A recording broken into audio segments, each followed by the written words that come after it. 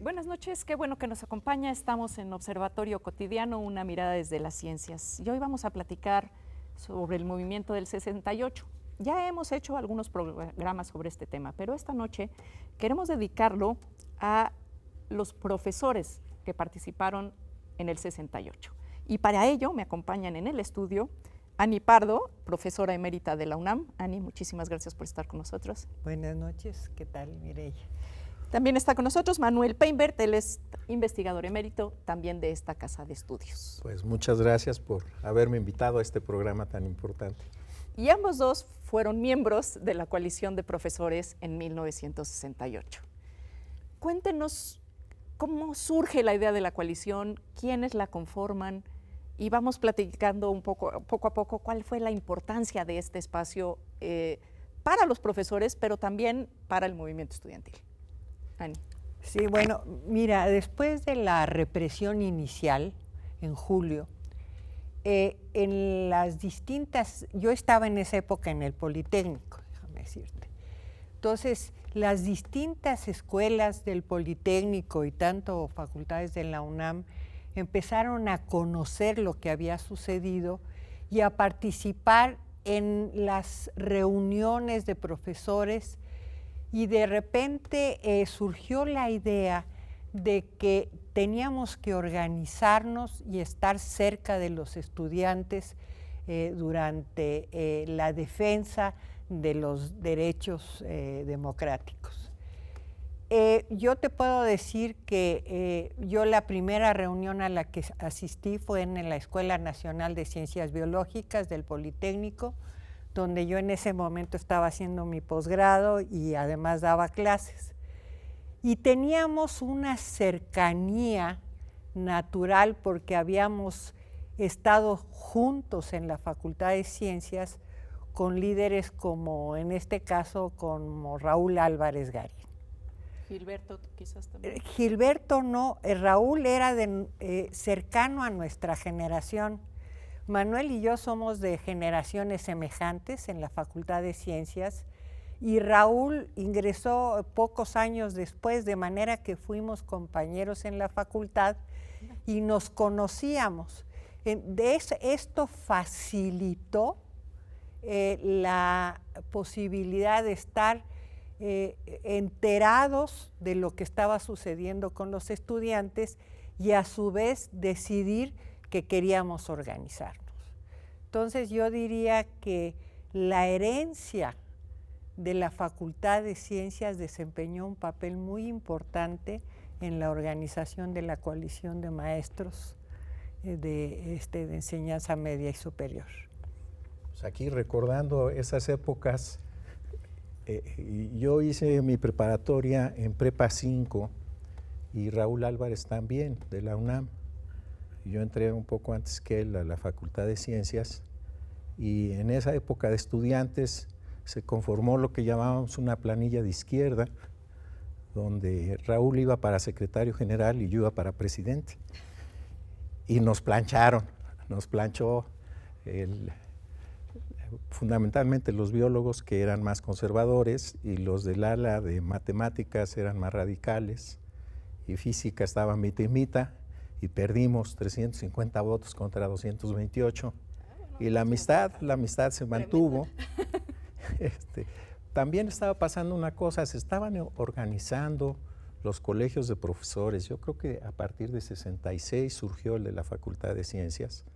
Y en otros lados, este movimiento yo creo que condujo a que se formaran los colegios de profesores en la universidad. En el Politécnico creo que ya venían de más atrás organizados y el movimiento rápidamente hizo que nos pusiéramos en contacto los distintos colegios de la universidad y del Politécnico. Ahora, yendo más atrás, hay otra cosa que nos unificó mucho y fue la marcha del rector, protestando el 1 de agosto o más atrás. Ahí él aparentemente había hablado con el director del Politécnico y el director del Politécnico dijo que iba a protestar fundamentalmente por el bazucazo y toda esa actividad, ¿no? Y a la hora de la hora, pues que Macié pues no llegó, se le estaba esperando, no llegó, y arrancó sobre Insurgentes, llegando a los multifamiliares del Parque Hundido, y nos regresamos. Y allí en su discurso Barrosierra mencionó: bienvenidos los politécnicos y los universitarios, porque vamos a marchar y vamos aquí, no sé qué. Y empezó una alianza que se fue generando de distintas maneras. Muchos de los profesores de la universidad habían estado en el Politécnico y viceversa. Y un lugar central en el campus de la universidad era la Facultad de Ciencias. Estábamos en medio de todo. Estábamos entre la Torre Rectoría y Medicina. En lo que hoy, para mucha gente que nos ve, se ubica como la Torre 2 de Humanidades. Era la Torre de Ciencias. Era la Torre de Ciencias. Y ahí dijimos, bueno, pues nos empezamos a reunir, y de manera natural las reuniones fueron en la Facultad de Ciencias. Y también había pues mucha relación entre estudiantes de distintos lados. Y poco a poco se fue conformando la idea de hacer una coalición de profesores de enseñanza media y superior pro libertades democráticas, con la idea de apoyar el movimiento estudiantil. Y aquí es importante hacer notar que la primera manifestación muy importante del movimiento, que fue la del 13 de agosto, iba encabezada por los profesores de la coalición. Los estudiantes venían atrás. Y al final de esa marcha, Fausto Trejo, que era profesor del Politécnico, de la vocacional número 7, que luego que nos hable Ani de Tlatelolco y la vocacional 7, se echó un discurso muy bueno. Y la segunda manifestación ya no encabezaba la coalición, pero creo que la coalición le dio una respetabilidad de alguna manera a la protesta, y los estudiantes estaban muy contentos de que nosotros íbamos adelante. Y nosotros, en nuestra inocencia de la época, creíamos que íbamos a hacer una especie de paraguas para evitar que a garrotazos se parara esa manifestación. Y en efecto no pasó nada, ¿no? La manifestación procedió en calma, los discursos estuvieron muy bien, y empezó el auge del movimiento. Una serie de escuelas empezaron a tener colegios de profesores que no tenían. En el Politécnico creo que estaban más organizados los colegios, y poco a poco empezó la coalición de profesores a discutir los problemas legales,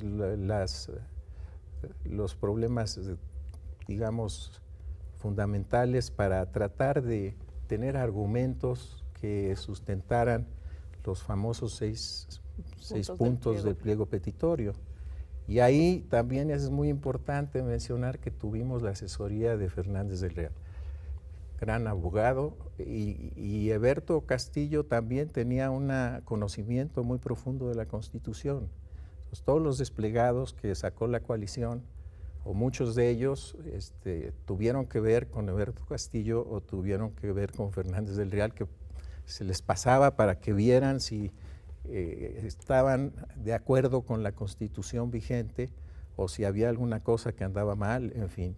Y eso siempre nos hace falta en todos los movimientos. Sí, y además los mismos profesores aprendimos en ese momento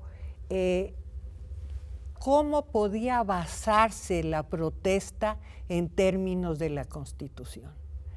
Y Fernández del Real, en efecto, y Eberto Castillo, que tenía un profundo conocimiento de la Constitución, nos enseñaron a los mismos profesores y les dieron base a los estudiantes para trabajar en ese sentido.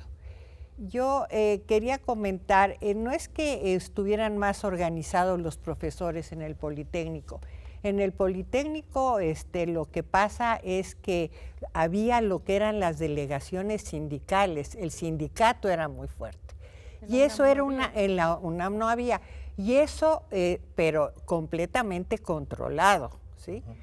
Pero había ciertas escuelas con una fuerte tradición de participación, como era la Escuela Nacional de Ciencias Biológicas, que tenía un director de avanzada, Juan Manuel Gutiérrez Vázquez, y yo quiero mencionar ahí que hubo un experimento académico en el Politécnico, más o menos como por el 65, 66, donde gente muy brillante y con grandes conocimientos, como Juan Manuel Gutiérrez Vázquez, Alfredo Barrera, Luz María Suárez Soto, participaron en la fundación y creación de la Escuela Vocacional número 7. Era un proyecto piloto que se alojó en Tlatelolco. Ahí... O sea, todos los caminos llevan a Tlatelolco. A todos los caminos. Ahí conocí yo a Fausto Trejo. Fausto Trejo era profesor de la Escuela Vocacional número 7 y muchos otros profesores que participaron. El haber estado la Vocacional 7 en Tlatelolco y los estudiantes que recibían una formación de tratar de enseñarles no solo memorizar, etcétera, sino una actitud crítica ante el conocimiento, etcétera, todo eso hizo que los estudiantes y los profesores de la vocacional número 7 hicieran brigadas de información continua en la unidad Nonualco-Tlatelolco.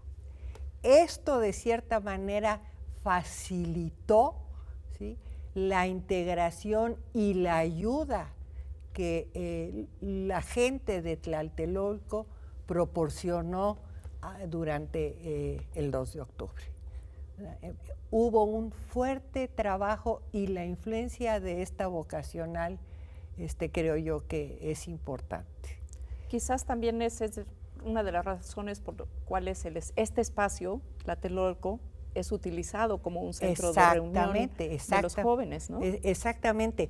Había como un ambiente de protección de los vecinos, de los padres de familia, que se alojaban en esta unidad. Qué duro, ¿no? Sí, muy duro. Vamos a hacer un breve corte. Usted ya sabe que regresamos enseguida. No se vaya.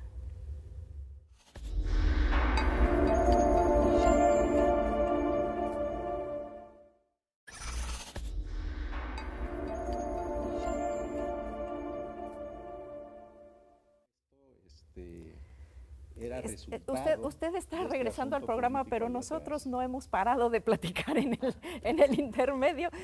Manuel, te regreso un poquito. Estábamos comentando justo del tema de la unidad, el apoyo que dio la unidad, quizás también motivado por la presencia de la Voca 7, y estabas contando el caso de Cornejo. Mira, ya si nos vamos aquí a particularidades, ese día nos fuimos en un coche, Ani, Alejandro Cornejo, Olga Harmony y yo, y llegamos ahí el 2 de octubre, y Alejandro quería buscar a su mamá, que sabía que había ido a la reunión, y resulta que a la mamá le dieron un balazo en una pierna, y en función de esta solidaridad de los habitantes de Tlatelolco, inmediatamente la metieron en uno de los departamentos, estaba ahí con su hermana. Cuando llegan las ambulancias metieron a la mamá, metieron a la hermana que no tenía ningún problema médico y lo sacaron de ahí.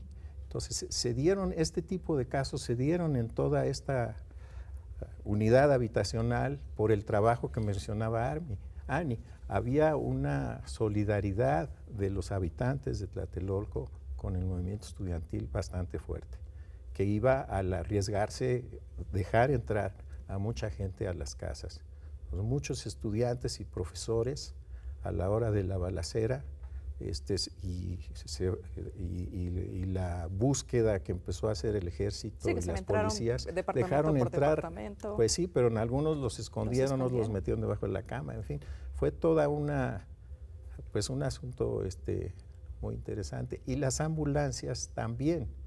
Las ambulancias no solo sacaban a un herido, todos sacaban a los familiares o los que estaban juntos. Entonces, realmente había un apoyo generalizado para tratar de ayudar a las personas que ahí estaban. Qué interesantes son estas partes de la historia que se conocen menos, ¿no? Pues sí, Y conocemos poco realmente de la visión de los profesores que vivieron el 68. Y digo, yo me acuerdo de ustedes cuando yo era pequeña y las reuniones se hacían en casa y estaban, y para mí pues era así como increíble, ¿no? Que estuviera pasando eso y después, por supuesto, más increíble lo que pasó. Pero cuéntenos un poquito cómo era la relación entre el Consejo Nacional de Huelga y la coalición de profesores. ¿Tú quieres? Si quieres. Sí. Eran dos universos muy distintos. O sea, los estudiantes estaban muy preocupados por las manifestaciones, porque se expandiera el movimiento, porque se participara fuertemente. Y nosotros estábamos más bien preocupados por los aspectos legales, por la Constitución, por el tratar de evitar que hubiera una represión. Por cobijar al movimiento. Por cobijar de alguna manera al movimiento, ¿no? Entonces, había cierta comunicación, a veces venía alguno de los estudiantes a decirnos qué decisiones se habían acordado y nosotros también mencionábamos hacia ellos en qué andábamos, ¿no? Y una de las cosas que nos importó mucho en la coalición de profesores fue el problema de que decían las autoridades siempre, no hay presos políticos, lo que hay es políticos presos. Entonces nosotros nos lanzamos con la asesoría de Fernández del Real a hacer desplegados demostrando que nada más estaban acusados por disolución social una serie de presos. Estos desplegados salieron 2 de ellos, estábamos haciendo uno para cada preso. 2 de ellos salieron en el Excelsior. Que era uno de los Uno era más Valentín Campa, ¿no? otro era de Santos Bárcena, mostrando que nada más estaban en la cárcel por razones de disolución social y políticas y no había ningún caso o ninguna violación de la legislación existente. Y aquí la anécdota fuerte es que el 18 de septiembre, Ana y yo los llevábamos al Excelsior. Llegamos el 18 de septiembre con el tercer desplegado y nos recibió Granado Chapa, que siempre lo hacía, y nos dijo, ay, fíjense que vamos a hablar con el director. A las 9 de la noche, 18 de septiembre, subimos, llegamos, estaba Scherer ahí, y dice Scherer, pues miren, les tengo que dar una mala noticia. En este momento está entrando el ejército a Ciudad Universitaria. Y como ustedes comprenderán, las presiones sobre nuestro periódico han aumentado enormemente. Y este tercer desplegado, con mucha pena y vergüenza ante ustedes, les digo que no lo podemos publicar. Entonces, no publicó el tercer desplegado. Nosotros entendimos, dijimos yo 9 de la noche. No, pero además ya helados, ¿no? Con la noticia. Helados con que había entrado el ejército. Ya habían tomado el poli. Sí, El poli ya estaba el ejército adentro, pero entró ahí a la universidad. Y nosotros además íbamos, los 2 periódicos fundamentales eran el Excelsior y el Día. Y entre estos 2 periódicos generalmente llevábamos comunicados y tratando de insistir en que los publicaran, etcétera. También tuvimos intentos, había un programa de discusión, ya no me acuerdo cómo se llamaba en esa época, eran anatomías que dirigía Saldaña. Y duró muchísimo. Sí, creo que tenía otro nombre antes, pero no importa. Entonces nosotros intentamos hacer presencia en ese programa y propusimos que profesores que fueran muy prestigiados en esa época, como Eberto Castillo, como Elí de Gortari, participaran en uno de esos programas de manera de informar a la opinión pública qué era el movimiento, por qué eran importantes los 6 puntos, etcétera.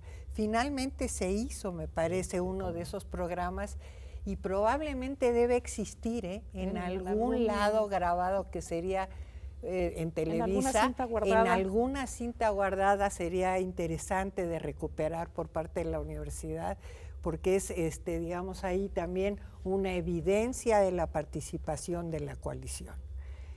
Siempre tuvimos presente que lo importante era el Consejo Nacional de Huelga y el movimiento estudiantil, y que nosotros éramos una base de apoyo, ¿verdad?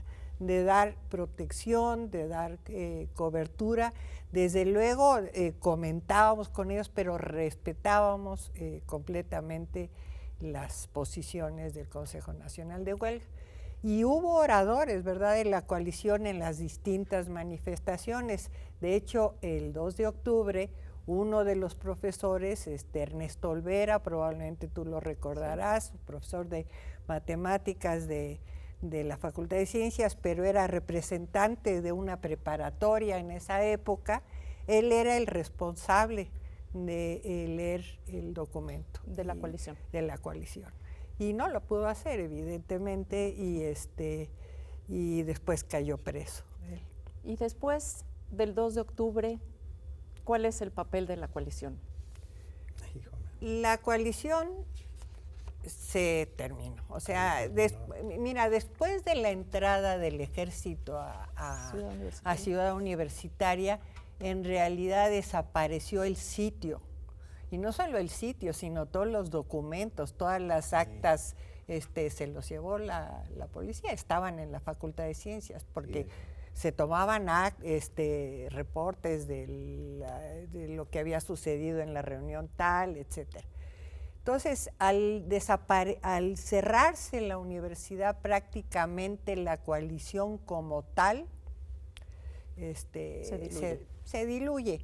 Y queda la participación individual de muchos de los profesores, y todavía ya ni siquiera me acuerdo dónde fue que se decidió que Ernesto Olvera, dónde se hizo la reunión. El 2 de octubre, o sea, salió el ejército por ahí del 30 de septiembre, el 2 de octubre, dijimos, pues vamos a reunirnos en la Facultad de Ciencias otra vez. Y de las 72 representaciones, en esa época ya algunos estaban escondidos, otros no se pudieron comunicar. Tal vez seríamos como una docena de representantes. Y ahí estaba Benítez Centeno, que era del Instituto de Investigaciones Sociales, Ernesto Olvera, Prepa 6 y yo, que los que estaban ahí nos mandataron para que escribiéramos un saludo a los estudiantes que se reunían el 2 de octubre. Entonces, nosotros, lo que se había planeado antes del 2 de octubre es que iba a haber una marcha de Tlatelolco al casco. Y entonces dijimos, bueno, pues nos asomamos a la marcha y que se dé un saludo de parte de la coalición. Y Ernesto Olvera le tocaba dar el saludo y llegamos ahí como a las 5:30 o las 5, y Ernesto se fue al tercer piso del Chihuahua con su papel, y a las 6 empieza la balacera, y ya habían hablado 3 o 4 oradores, y el primer orador había dicho que debido a la presencia del ejército y a otras circunstancias se había decidido que no iba a haber marcha hacia el casco. Entonces, bueno, pues esto ya se va a acabar, pues ya van 3 oradores, ya se están moviendo los camiones y todo, pues se estaban moviendo, pero para cerrar más el círculo, no para irse de las tropas. Empieza la balacera y Ernesto Olvera, que traía su escrito, pues lo primero que hizo fue romper los pedacitos ahí, y media hora después, 3 horas después, por ahí de las 9, los dejaron con el pecho bajo pecho tierra, los dejaron por ahí como 3 horas, y había una gran cantidad de reporteros de otros países, de Brasil, en fin, y nos cuenta Ernesto que como a la hora de la balacera empezaron los reporteros. Al principio decían, no, nosotros somos reporteros, no tenemos ningún problema, y como a la hora empezaron a sacar sus papelitos y se empezaron a romper. Y, sí, en fin, seguramente nunca habían estado en una balacera finalmente Ernesto fue a dar al campo militar número 1 y estuvo ahí 3 meses. Y ya a partir de ese momento ya no hubo ninguna reunión de la coalición como tal. Y de hecho esa reunión pues era una reunión tal vez de calentamiento, se podría decir, o de pasar lista, porque las escuelas de la universidad apenas estaban empezando, mucha gente estaba desconectada, mucha gente estaba asustada, y fue la última reunión de la coalición. Pero yo sí quisiera decir que después de eso, a Ani se le ocurrió decir esto, y quiero que lo digas, Ani, esto que está aquí dicho. Escribimos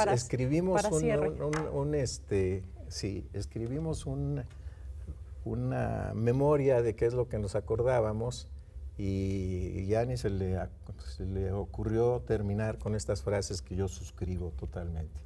Que es: recordamos el dolor por los muertos de Tlatelolco y el encarcelamiento de colegas y amigos, pero festejamos las enseñanzas y la herencia del movimiento para la construcción de un México más democrático y justo. Y justo eso es lo que nos heredó el 68. Así es.